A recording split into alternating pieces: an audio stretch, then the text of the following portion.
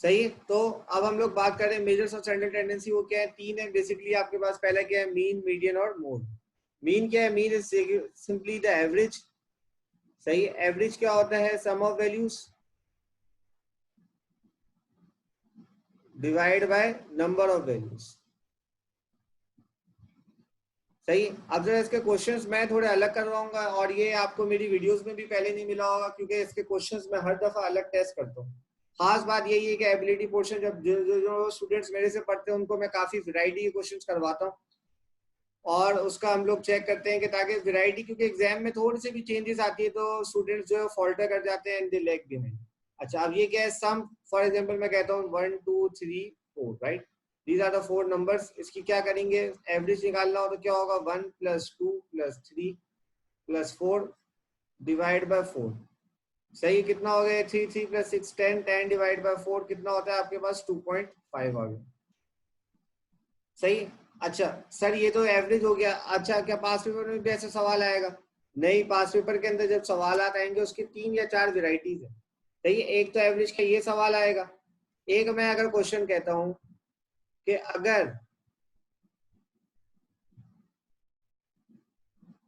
अगर मैं कहता हूं सवाल जो है, the average of 7 integers is 11। सही है। 7 नंबर्स का जो है एवरेज वो क्या है, 11 है।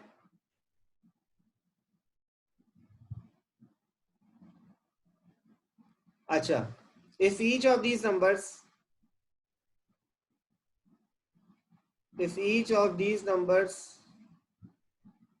is less than 20, अगर वो 20 से कम है,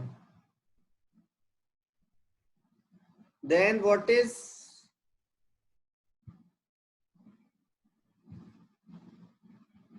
is the least possible value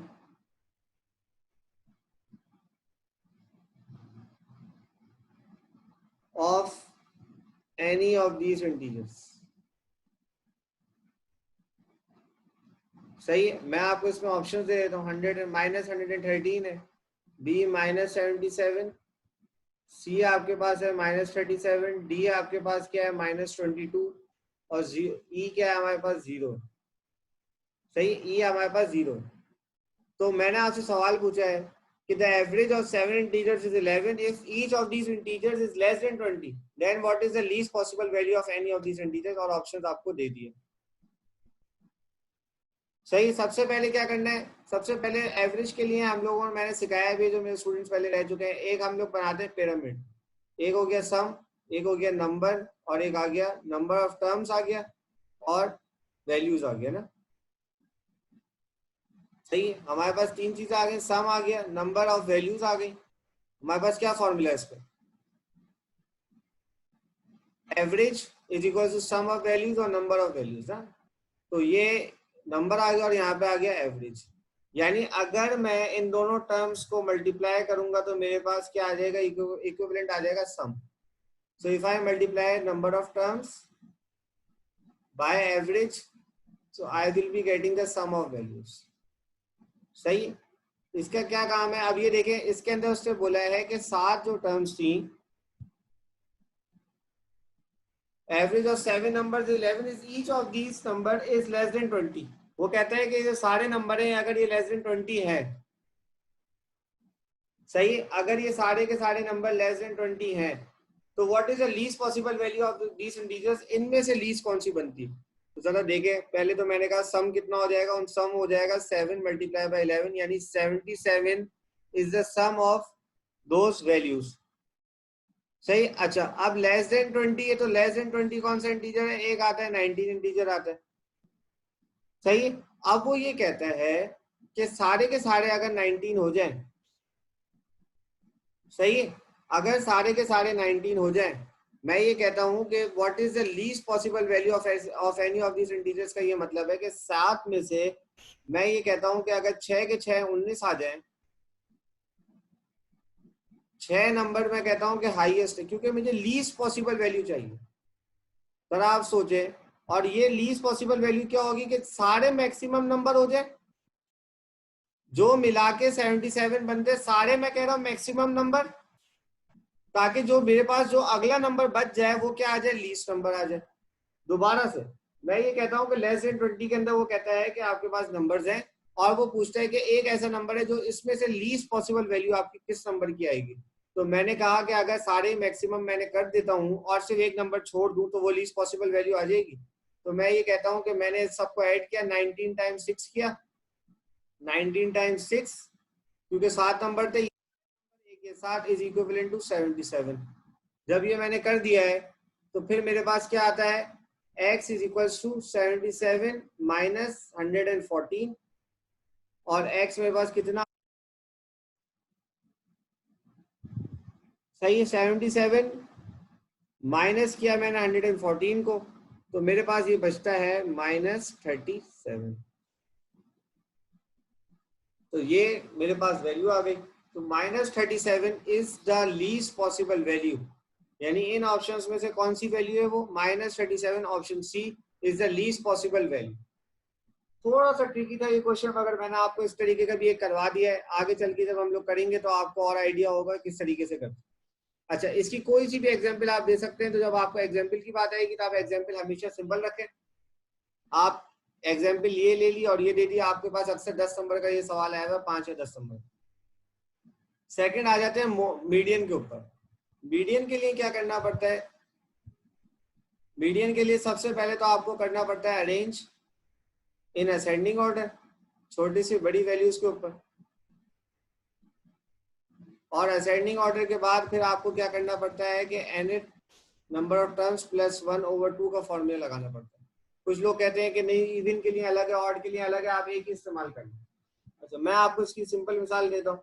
मैं कहता हूँ 1 2 5 6, सही, 4 number. Number of terms nth क्या है हमारे पास, नंबर ऑफ टर्म्स, सही। इन चारों टर्म्स को मैंने ऐड किया, यही नंबर ऑफ टर्म्स कितनी है, 1 2 3 4, 4 प्लस 1/2, तो ये कितने आ गए नंबर ऑफ टर्म्स, 5/2, यानी कितने आ गए, 2.5 टर्म आ गई, सही। अच्छा, पहले इसको असेंडिंग में अरेंज करते हैं, तो 1 2 5 6 ये पहले से अरेंज हुआ है। 2.5 टर्म का मतलब है कि जो सेकंड टर्म है और जो थर्ड टर्म है उसका मैं क्या करूंगा, एवरेज लूंगा। तो मैं लूंगा 2 + 5 डिवाइडेड बाय 2। दो टर्म्स का एवरेज कैसे ऐसे लिया जाएगा ना, दो टर्म्स को ऐड किया, डिवाइड कर दिया 2 से, तो 7/2, यानी मीडियन मेरे पास आ गया 3.5। ये मीडियन नहीं है, ये वो टर्म आ रही है जिसको हमें सेलेक्ट करना है, this is the median value, सही। अच्छा, नेक्स्ट आ जाए। नेक्स्ट हम लोग बात करते हैं मोड की। Mode is the most recurring number, most recurring या रेपिटेटिव नंबर।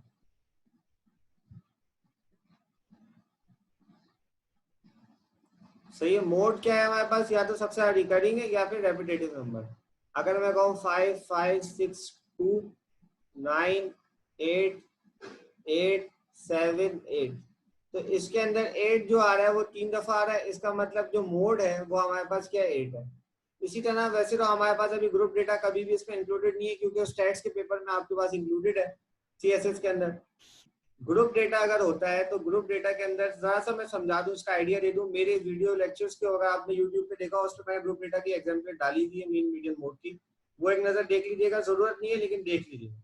उसमें क्या होता है कि एक होती है मॉडल क्लास। ग्रुप डेटा के अंदर क्या होता है, एक आपके पास एक्स होता है, उसकी फ्रीक्वेंसी होती है।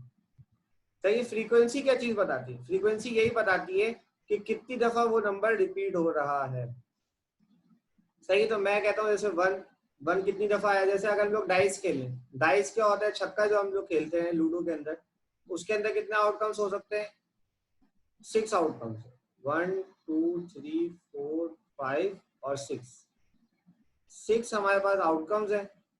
और मैंने कहा कि मैंने उसको 100 दफा फेंका या 50 दफा फेंका, जो भी है मैंने कर लिया, तो 10 15 टाइम्स ये आ गया, 6 टाइम्स ये आ गया, 25 टाइम्स ये आ गया, 28 9 टाइम्स ये आ गया, ये 11 टाइम्स आया।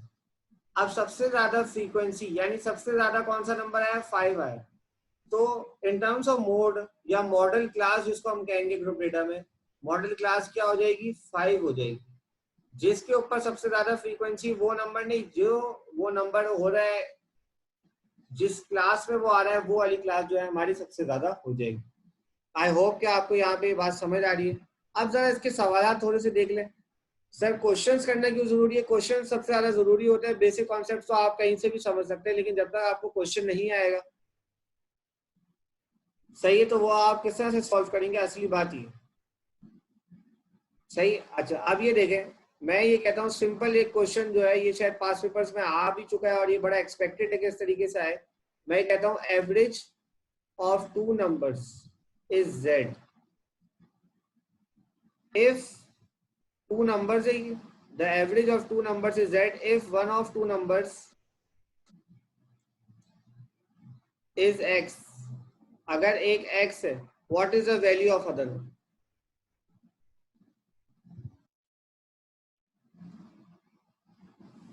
other जरा इसको अटेम्प्ट करें एक बार, ताकि हम इसको आगे डिस्कस करें। सिंपल सा क्वेश्चन है, सही है। डेमो के अंदर फिर से मैं एक बात कह रहा हूँ कि मैंने इस चीज को बेसिक रखा नहीं है, हर किसी के लिए मैंने इसको आसान बनाया है। क्योंकि डेमो के अंदर ये होता है हमेशा कि फर्स्ट चैप्टर सब करवा देते हैं, तो फर्स्ट चैप्टर मैंने किया नहीं है, ये सब के लिए मैंने यहाँ पे आसानी की है। आप प्लीज इस तरह क्वेश्चन को एक बार अटेम्प्ट करें। Average of two numbers is z, is one of two numbers is s, is x, what is the value of other number? करें जरा, मैं आपको 1-2 मिनट देता हूँ, आप इसको अटेम्प्ट करें।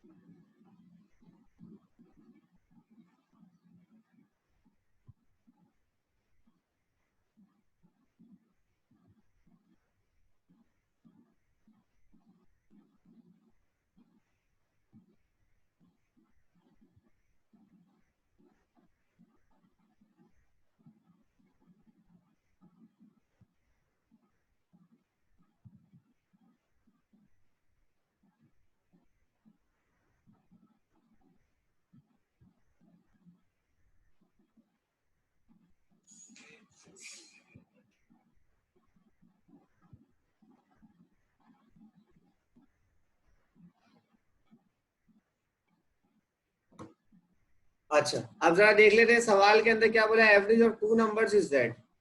सही है, मैं जरा ये कर लेता हूँ।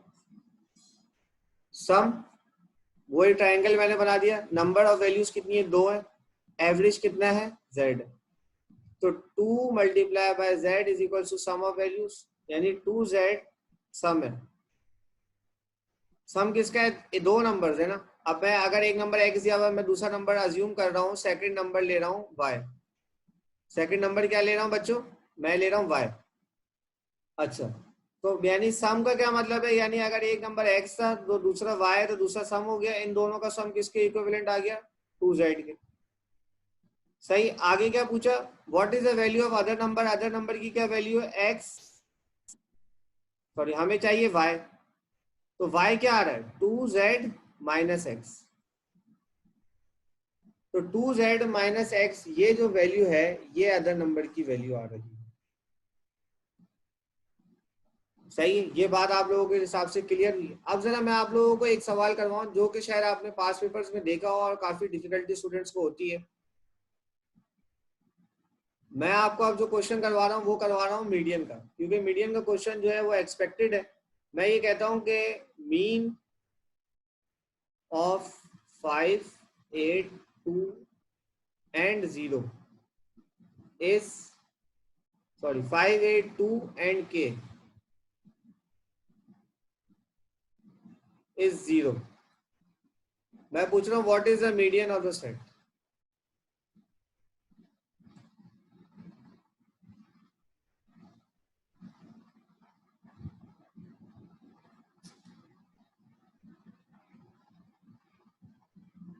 सही। अब आपसे ये सवाल है कि मीडियन कैसे है? एवरेज तो 0 है,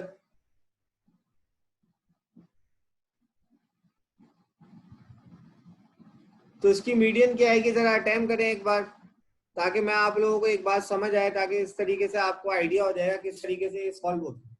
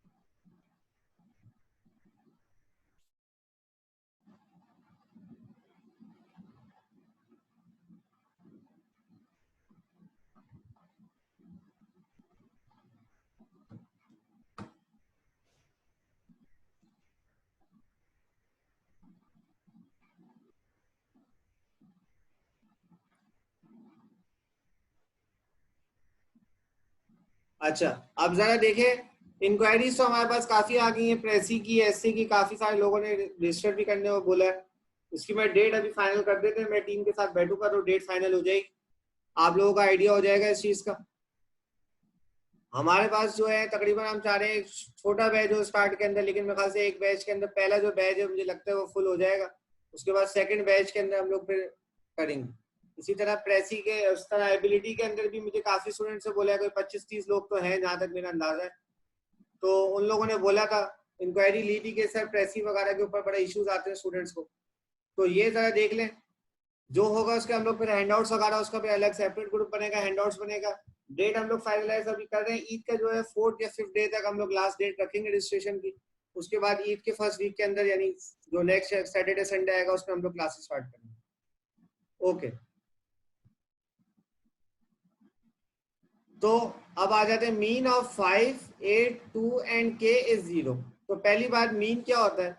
मीन मैंने अभी कहा कि सम, एक हो गया एवरेज यानी मीन, और नंबर ऑफ एवरेज। नंबर कितने हैं? 1, 2, 3, 4, 4 नंबर है हमारे पास,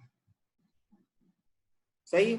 4 number multiply by average, average क्या है? 0, इज इक्वल टू 5 + 8 + 2 + k, यही होगा। तो 0, ये तो 0 हो गया, इज इक्वल टू 15 + k, तो k कितना आ गया? k is equal to -15। अब क्या करेंगे, कुछ लोग स्टूडेंट से पहली बात है ये भी नहीं होगा, कहेंगे सर मीन कैसे 0 आ गए? तो भाई मीन भी 0 हो सकती है, मीन क्यों नहीं 0 हो सकती? तो क्या हमारे पास कितना आ गया? -15। कुछ लोग यहाँ तक निकाल लेंगे, यहाँ पे रुक के चले जाएंगे आगे। सवाल पूछ रहे हैं median of the set. Median क्या है? आपने इसको पहले अरेंज किया असेंडिंग ऑर्डर में, पहले क्या आएगा? -15 आएगा, फिर आएगा 2, फिर आएगा 5, फिर आएगा 8। ये वैल्यूज आ गई। अब हमें क्या चाहिए? अब हमें चाहिए मीडियन। मीडियन क्या होती है? Number of terms +1/2। Number of terms कितनी? 1, 2, 3, 4, तो 4 + 1/2 यानी कितनी हो गई? 2.5 टर्म। ये हो गया 5/2 हो गया। 5/2 डिवाइड बाय 5 डिवाइड बाय 2 कितना हो गया? 2.5 टर्म। 2.5 टर्म चाहिए, यानी सेकंड टर्म और थर्ड टर्म का आप क्या लेंगे? एवरेज लोगे। तो 2 + 5/2 is equal to 7, 7 divide by 2 3.5। ये इस तरीके का सवाल देख लेना, अगर किसी ने एग्जामिनर ने ट्रिक करने की कोशिश की तो वो इस तरीके का मीडियन का आपसे क्वेश्चन पूछ सकते। We are ending our class at this point. आप लोगों ने, आई होप सो, जो लोग क्लास में शुरू से थे उन्होंने नोट डाउन कर लियो। आगे आप बता दीजिएगा। कुछ वीडियोस जो है मैं शायद ऐड कर देता हूँ, कुछ मैं वीडियोस ऐड नहीं करता यूट्यूब के ऊपर, क्योंकि जाहिर है ये सिर्फ डेमो क्लासेस और स्टूडेंट्स के लिए हैं जो लोग ज्यादातर इंटरेस्टेड है क्लासेस लेने के लिए। अगेन मैं कह रहा हूँ, जो लोग समझते हैं कि यूट्यूब से वो सोच सकते हैं और आपको कर सकते हैं, या फिर क्लासेस जो कहीं और ले रहे हैं अकेडमी से, well and good for them. अगर उन्हें लगता है कि नहीं उन क्लासेस से फायदा नहीं है, तो do join our sessions. Sessions आज स्टार्ट हो रहे हैं। इसका कोर्स आउटलाइन मैंने बना दी है, काफी ज्यादा डिटेल के अंदर है, क्योंकि I have like more than 8 to 10 years of experience of teaching this as well. ये डिफरेंट जो टेस्ट होते हैं आपके इंटरनेशनल, वहाँ पे भी पढ़ा है, आईबीए में भी पढ़ा है, आईबीए की टेस्ट प्रिपरेशंस भी करवाई है मैंने, और एसएटीज वगैरह, जीआरई, जीमेट, उसके अंदर और ज्यादा डिफिकल्टी लेवल होता है, लेकिन इसके अंदर उसी तरीके के वहीं के क्वेश्चन उठा के लेके जाते हैं। हम ये भी चेक करेंगे सोर्सेज वगैरह से। This is the end of this session, hope you guys have understood this.